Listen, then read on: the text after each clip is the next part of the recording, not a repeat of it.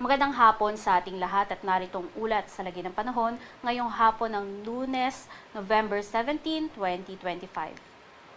Base nga sa ating latest satellite animation ay patuloy pa rin nga yung epekto ng Intertropical Convergence Zone o ITCZ dito sa may Palawan at Southern Mindanao. Samantalang umiihip pa rin nga yung Northeast Monsoon o hanging amihan dito sa may parte ng extreme Northern Luzon at sa nalalabing bahagi naman ng ating bansa ay patuloy pa rin inaapektuhan ng easterlies o yung mainit na hangin galing Pasipiko. Sa magiging lagay naman ng panahon bukas, asahan nga natin na dito sa may parte ng Cagayan, Isabela at Apayao dahil nga sa epekto ng shear line makararanas ng maulap na kalangitan at mga kalat-kalat na mga pagulan, pagkidlat at pagkulog. Samantalang dito naman sa may parte ng Aurora, Quezon at Camarines Norte, dahil naman sa epekto ng easterlies, magiging makulimlim din yung panahon at kalat-kalat ang mga pag-ulan.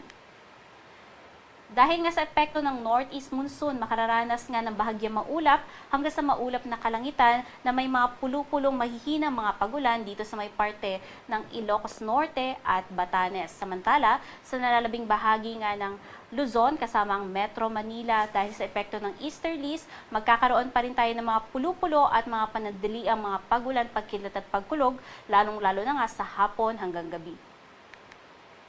Temperatura nga dito sa buong Luzon ay maaaring umabot hanggang 32 degrees Celsius. Sa magiging lagay naman ng panahon dito sa may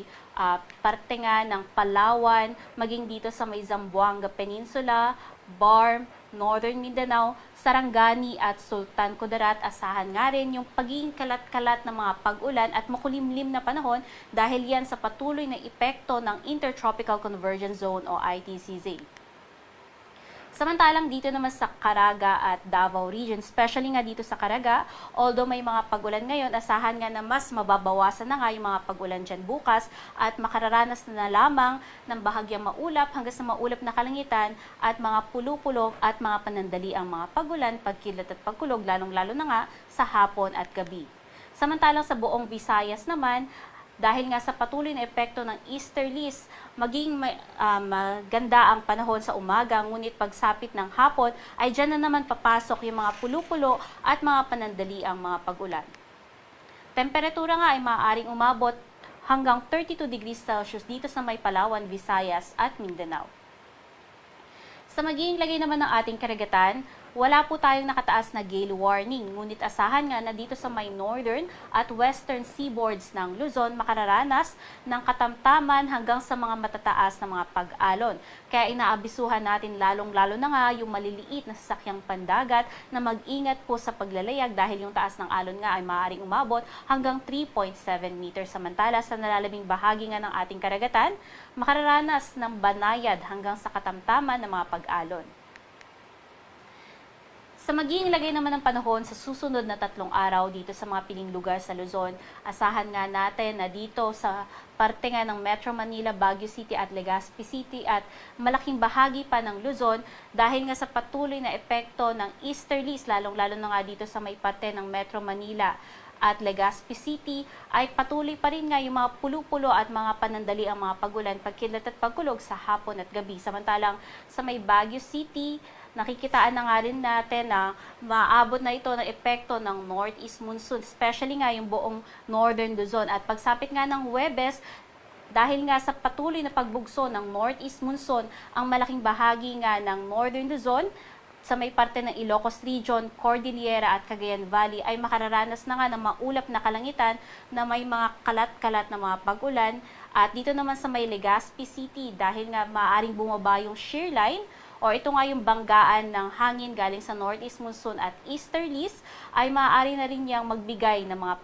paulan starting on Thursday. By Friday naman, nakikitaan natin na although prevailing pa rin nga yung